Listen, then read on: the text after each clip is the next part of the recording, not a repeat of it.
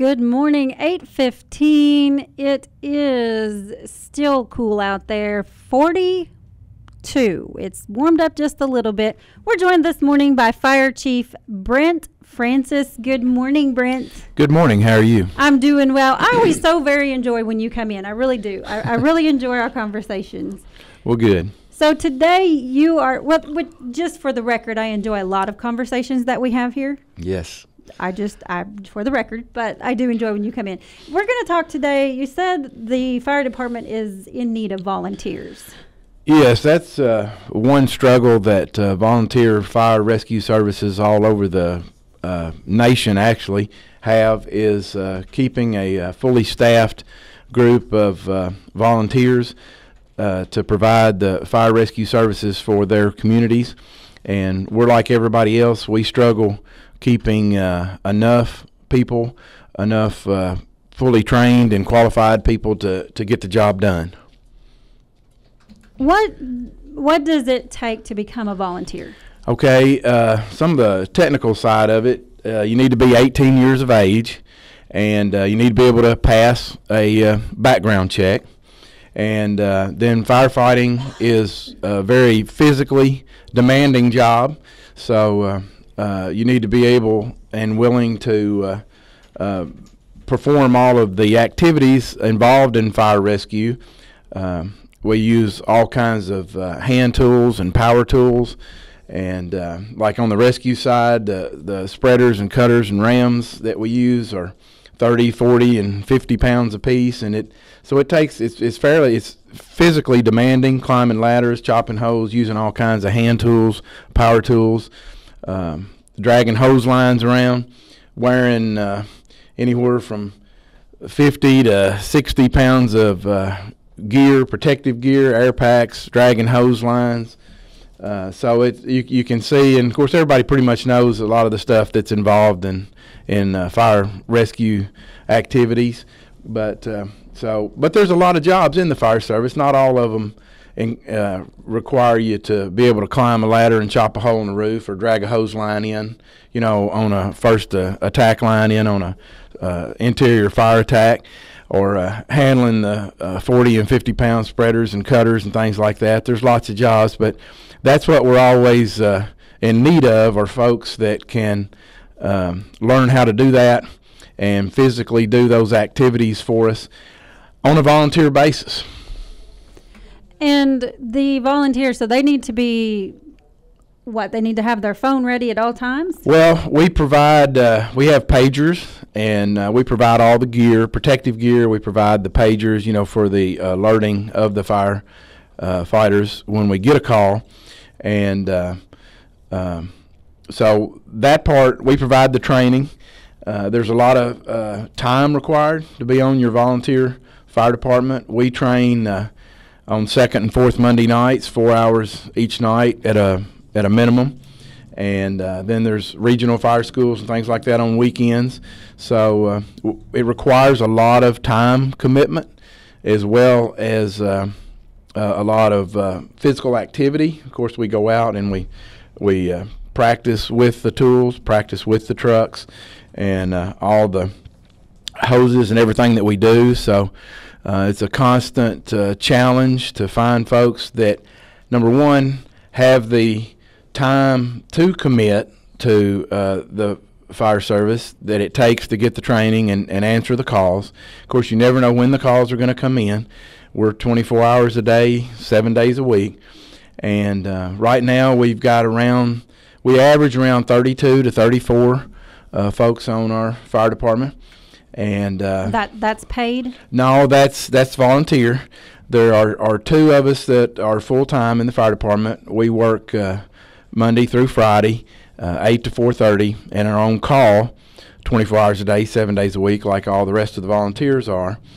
And we do have a small compensation for the volunteer firefighters for each activity. It depends on the activity that we have, the amount that they receive.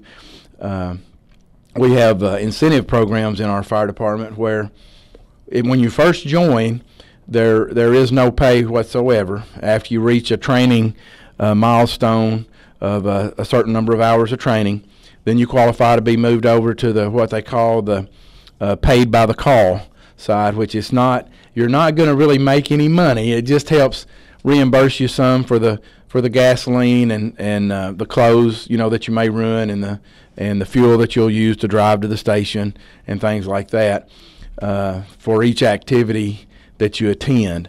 And so it does help a little bit, but it's not any stretch of the imagination of a paid position or anything like that. So, yeah, I could see why that would be a challenge, because it seems like the people that you need to do this job already are doing jobs. Well, you really hit the nail on the head right there. Busy folks are busy for a reason. Right. It's because they are productive, and they do like to be involved. They do like to accomplish things.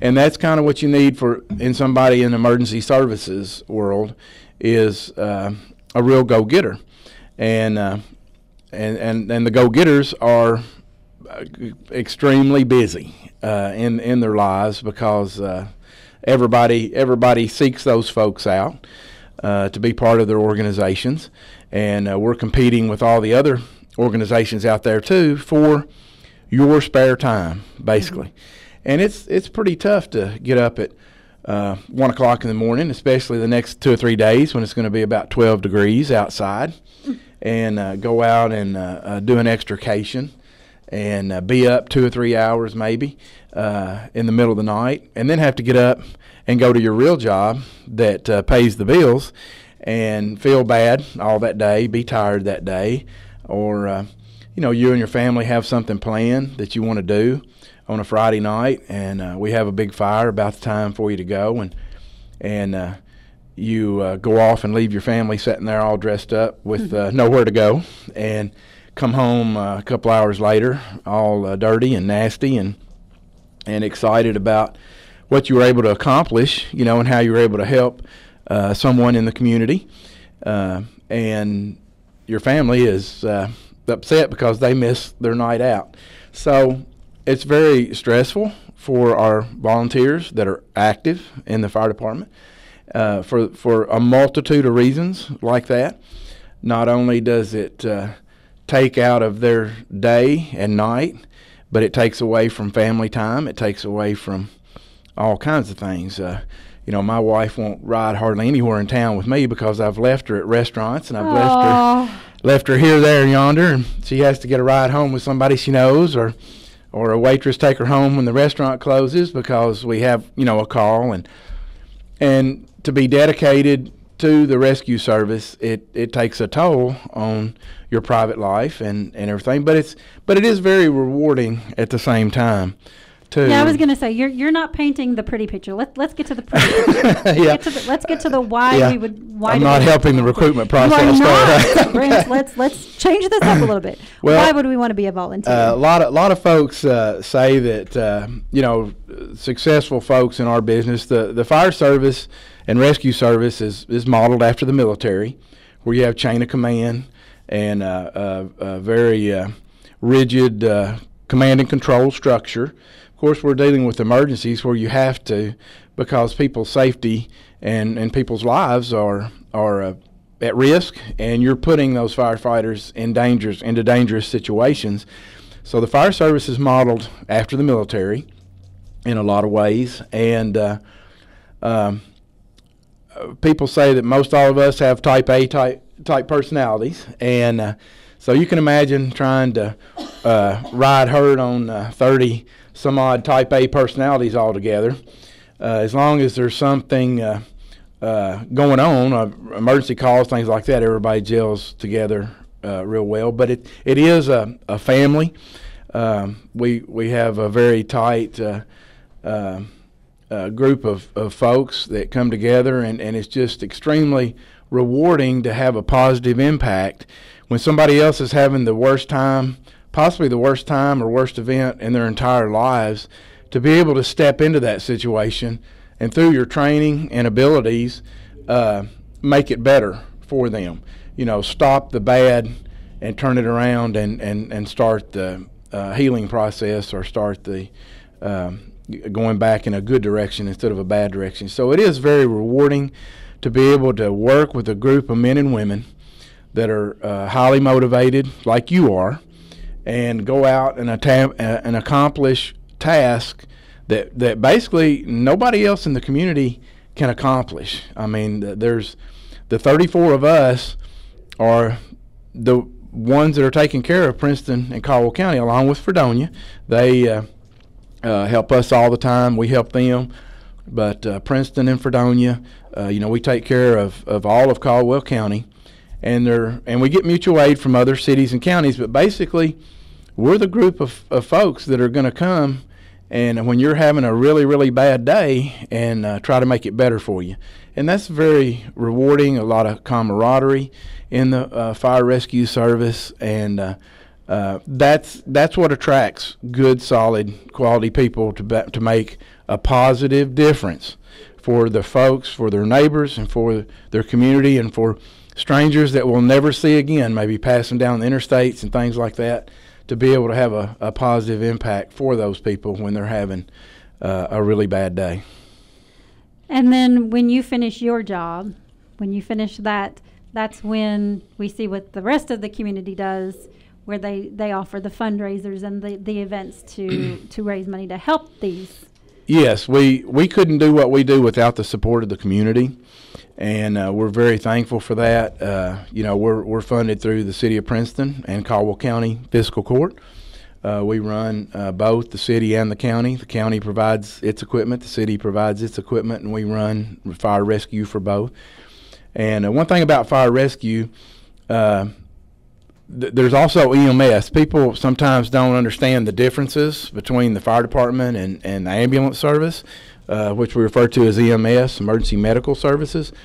We do the fire rescue part. We do the extrications, anything that the EMS would need help with outside of their normal day. That's where the fire department comes in and assist EMS. But we're not EMS in the fire department. A lot of folks, I think, may think we do that also, but we do the fire rescue part. We go to the wrecks, things like that, where people are hurt or trapped. We do the extrications. We assist EMS in packaging and loading the patients, especially when they have multiple patients in a multiple type situation. Anything that goes above and beyond what their normal crews can handle, then they'll ask us for assistance. But we're automatic with them on things like car wrecks and where people are hurt or off the road where you can't get an ambulance to them, where we're going to have to get them out of the fields or out of the woods or something like that. So a lot of folks don't understand the difference between the fire rescue, and then EMS is separate from fire rescue here, but we work together with them all the time. So as part of that separation, so are you saying that fire and rescue do not provide medical attention? We do assist with the medical part, but we're not the primary medical provider, and we do not do medical transports. We do not operate the ambulances. But you can do things like CPR and yes, a lot of our folks are trained to do things like that, help package the patients and control bleeding and C-spine and stuff like that. We do assist EMS with that. So if we are interested in becoming a volunteer, are we required to learn first aid CPR? Yes, that is part of the training, that a volunteer firefighter is required to have 150 hours that are designated by the Kentucky Fire Commission to be a certified firefighter in Kentucky. And it takes more than 150 hours to get the certification, because around 130 of those 150 hours are in a certain number of hours in a certain number of subjects. So it takes a lot of times it'll take 2 or 3 years to get your certification if you're active enough to get that training in that amount of time. And again, we provide that training to our firefighters in our department.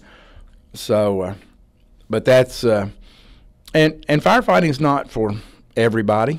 Some folks don't like to be put in those situations. Some folks don't like to see people that are injured, severely injured, in car wrecks and other kind of types of accidents and things like that.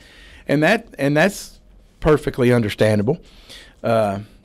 Everybody can't necessarily do every job out there, and that's what we tell folks when they want to join up with us. You know, you may or may not. It's no sign of weakness, or it's no sign of any kind of deficiency or something like that.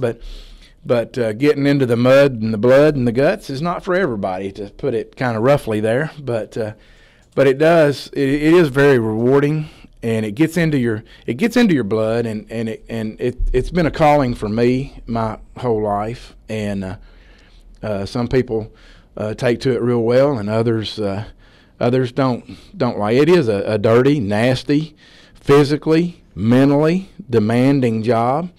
When you see people going through such tragedy and such loss, you know, over and over and over again, it does take a toll on you mentally and physically. And but with the good Lord's help, we get through it, and we do our best. We work as hard as we can to train, to have the equipment, to be able to do the job, because those folks are depending on us, and there's nobody else coming but us. And if we can't get the job done, then we're not going to have the outcome that we're desiring. And we don't always have that outcome, but we do our best to see that we have the best possible outcome for the folks that we're serving. And then when everything does come together, and the plan does work, and the training does pay off, and somebody does have we do have a successful emergency event that we were able to terminate a little quicker than it would have terminated itself, or help someone have a better outcome, then that is you can't put a price on that feeling, and being able to help somebody else like that. I just had a flash of you as George Papard. I love it when a plan comes together. yeah, and every now and then it does. So what kinds of reasons do you hear from people why they choose to volunteer? Well, a lot of people probably haven't thought of it. It's not, I mean, people are pretty consumed in just trying to make a living for themselves. And I mean, you know, people are trying to get an education. They're trying to make a living. They're trying to figure out what they want to do in life. And then here comes some way or another, like a radio show like today, you hear about your volunteer fire department's always looking for, kind of like the Marines motto, we're always looking for a few good men and women. And all of a sudden you think, well, I might like, you know, to try to do something like that. But you have to have the circumstances that allow you to have enough time, because we have minimum participation levels. If you can't ever come to training, it's not going to work out. If you can't ever come to the emergencies, it's not going to work out. If you aren't willing to get up in the middle of the night in all kinds of weather and conditions and come to a certain number of the emergency calls that we have, then it's not going to work out. And so, but we're always taking applications at the fire department. Like I say, you have to be 18. You have to be able to pass a background check, no drugs and alcohol and things like that. And if you want to come down, meet with us a few times, see if you think it's going to be something that you would enjoy doing. And then, you know, we have lots of folks that come down and decide that they either don't have enough time to donate to it, or they don't like it. You know, we're on aerial ladders, we're on roofs all the time. Some people are deathly afraid of heights. So if you're deathly afraid of heights, it's probably not going to work out for you too good, you know, in the fire department, because we're always out there, you know, kind of right close to the edge of danger a lot. And some people, that's pretty exhilarating for them, and other folks had just as soon not get involved. Yeah.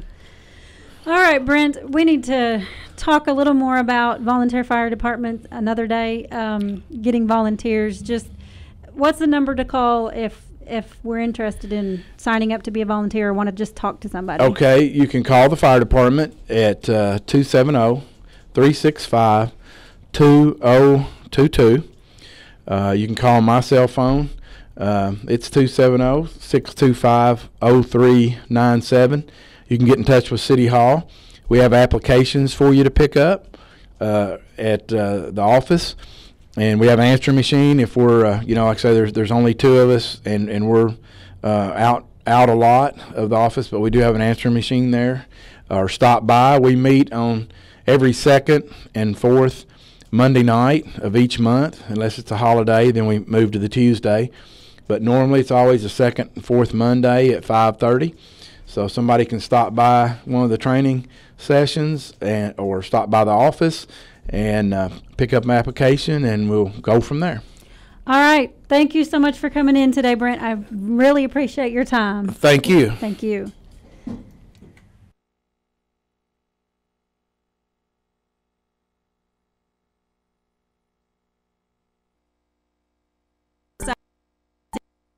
High today is going to be at 53. Rain and snow